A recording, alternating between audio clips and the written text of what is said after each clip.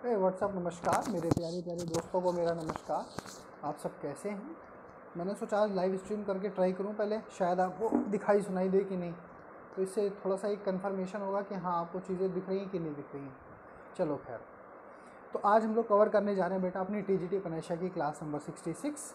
ठीक है, तो जैसा कि हम लोग रेगुलर वे में करते आ रहे हैं, हम लोग एक एक करके क्वेश्चंस को कवर कर रहे हैं। तो आज हम लोग स्टार्ट करेंगे 245 से। और देखना एक एक जो क्वेश्चन हमने सेलेक्ट किए हुए हैं वो बेहद ही खूबसूरत, बहुत ज़्यादा पूछे जाने वाले क्वेश्चन हैं, इसलिए इसमें किसी तरह का कोई कन्फ्यूज़न आपको नहीं होना चाहिए। ठीक है, और एक और ख़ास बात, कुछ बच्चे क्या कर रहे हैं, जो नोट्स हम प्रोवाइड करा रहे हैं उनको वापस से लिख रहे हैं।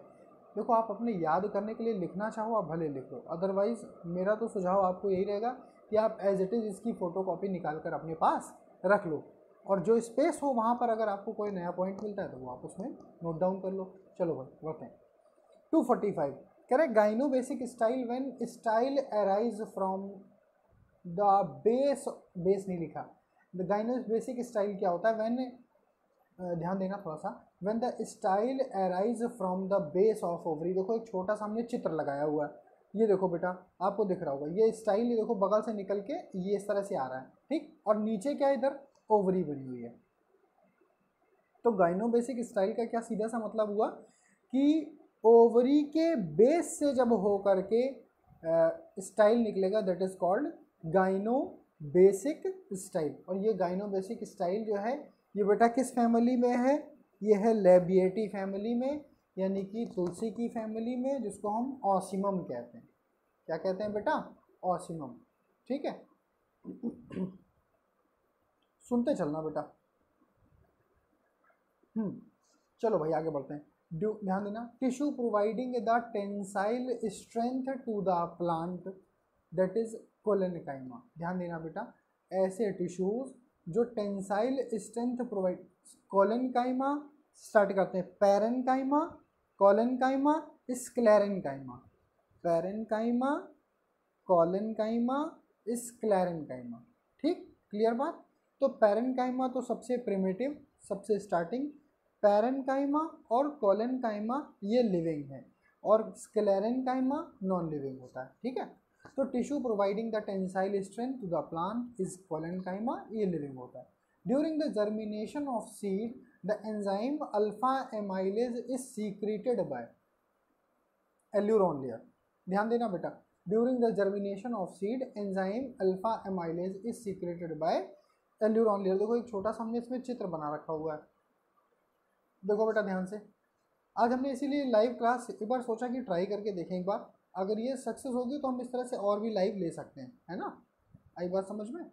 चलो खैर, देखना बेटा ध्यान से, ये बार्ले का सीड है, उसकी जर्मिनेशन की प्रोसेस दिखाई जा रही है। कॉटिलिडन बना हुआ है, ध्यान दीजिए, एपिकोटाइल बना हुआ है, रेडिकल बना हुआ है। ठीक, ध्यान दे दीजिएगा थोड़ा सा। आपका सीड कोट बना हुआ है, एंडोस्पर्म बना है, और देखो स्टार्च, जितना भी स्टार्च था इसको पहली लेयर, ये जो एंडोस्पर्म है जिसमें स्टार्च भरा हुआ है, इसकी एंडोस्पर्म की कवरिंग क्या है? Aleurone cell. आपको पता है ये ट्रिपल आईडी होती है। एल्यूरोन लेयर जो होती है ये कैसी होती है बेटा? Triple ID. एल्यूरोन लेयर कैसी होती है? Triple ID. ठीक है, आई बात समझ में? चलो ध्यान से सुनते चलना भैया। हाँ, during the germination of seed the enzyme alpha amylase is secreted by aleurone layer. ठीक है, जब सीड का जर्मिनेशन हो रहा होता है तो एक एंजाइम बनाया जाता है, दैट इज अल्फा एमाइलेज। बड़ी सीधी सी बात है, स्टार्च है उसको ब्रेक कर करके, स्टार्च को ब्रेक कौन करेगा? एमाइलेज। ठीक, एमाइलेज उसको ब्रेक करके प्लांट को या उस छोटे से नवजात पौधे को धीरे धीरे बढ़ने की, वृद्धि करने की शक्ति प्रदान करेगा। चलो आते हैं 248 पे। ये एक छोटी सी ट्रिक है बेटा, 5 7 9 10 पसंद, 5 7 9 10 पसंद, मिक्स्ड नर्व। ध्यान देना बेटा, ये 5 जो कुल मिलाकर देखो, अगर देखा जाए ईमानदारी से तो नर्व 3 प्रकार की होती हैं, सेंसरी नर्व, मोटर नर्व और मिक्स्ड नर्व। समझना मेरी बात को, कौन कौन सी 3 होती है बेटा? सेंसरी नर्व, मोटर नर्व और मिक्स्ड नर्व। और ये तीनों पूछी जाती हैं, बहुत ज़्यादा पूछी जाती हैं। ठीक, मोस्ट आस्क्ड क्वेश्चन में आता है ये कि आप ये बता दीजिए कि कौन सी मिक्स्ड नर्व है, कौन सी सेंसरी नर्व है, कौन सी आपकी मोटर नर्व है। तो हमने सीधे एक ट्रिक बना के आपको प्रोवाइड कर दी। ट्रिक क्या कह रही है, ध्यान दीजिएगा। ट्रिक कह रही है कि पसंद 5 7 9 10, 5 7 9 10, ठीक है। तो देखो लिखा है जैसे पसंद 5 7 9 10। तो बेटा ये मिक्स्ड नर्व होती है 5 7 9 10। 5 7 9 10 कौन कौन सी? 5 नंबर पे आपकी trigeminal, 7 is facial, 9 is glossopharyngeal and 10th is vagus nerve, ठीक है। यानी कि 5 7 9 10 ये दो 4 आपको दिख रही है ना नर्व, जो ये 5 7 9 10 है, ये मिक्स्ड नर्व की कैटेगरी में आती। और 128 128 ये सेंसरी की कैटेगरी में आती। बाकी जो बची वो मोटर। आई बात समझ में? तो 128 सेंसरी कौन कौन सी है? Olfactory, optic and auditory. ठीक, आगे बढ़ो बेटा।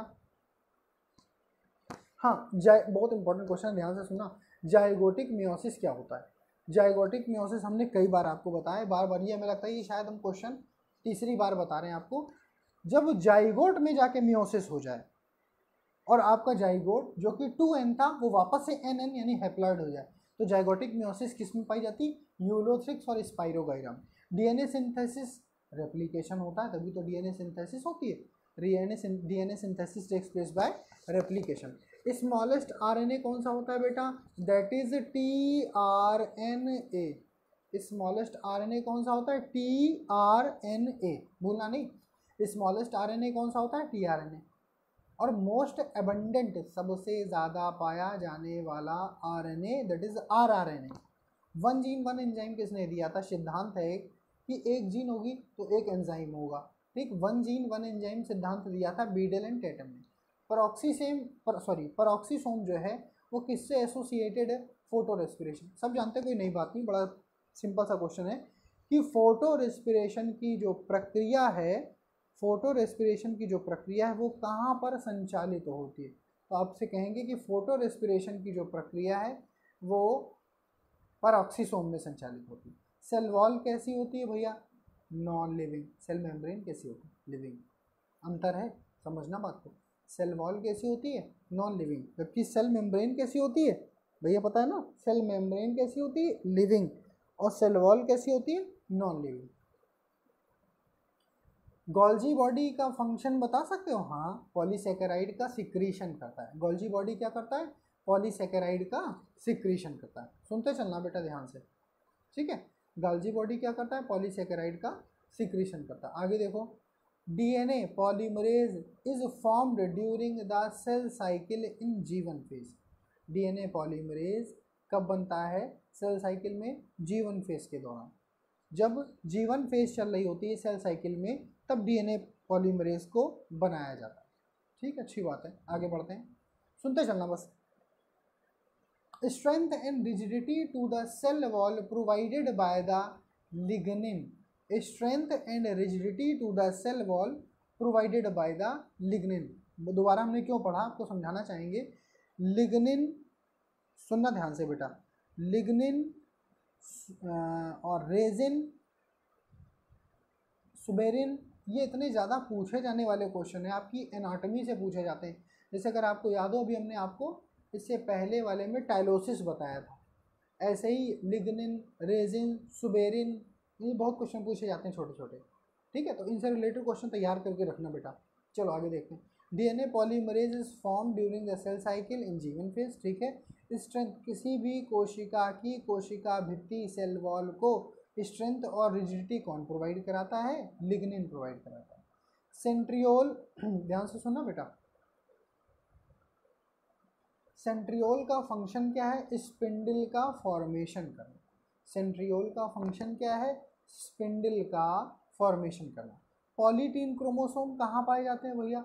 इससे पहले वाले में हमने आपको दूसरा वाला बताया था, that is lamp brush chromosome. आज हमने बता दिया पॉलीटीन क्रोमोसोम। ये क्वेश्चन दोनों में से एक जरूर पूछा जाता है। तो polytene chromosome salivary gland of dipteran larvae. Polytene chromosome salivary gland of dipteran larvae, ठीक है। चलो भाई आगे बढ़ते हैं। गाइनोबेसिक स्टाइल हमने आपको समझा दिया। अब कॉलेनकाइमा के बारे में थोड़ा सा समझा देते हैं हम आपको, ध्यान देना बेटा।